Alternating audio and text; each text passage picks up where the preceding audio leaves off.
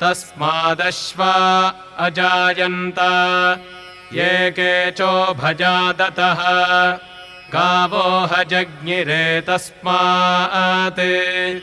तस्माज्जाता अजावजः यत्पुरुषम् व्यदधुः कतिधा व्यकल्पयन् मुखम् किमस्य कौ बाहू कावूरूपादावुच्येते ब्राह्मणोऽस्य मुखमासीत् बाहूराजन्यः कृतः ऊरू तदस्य यद्वैश्यः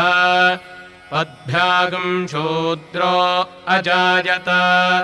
चन्द्रमा मनसो जातः चक्षोः सूर्यो अजायत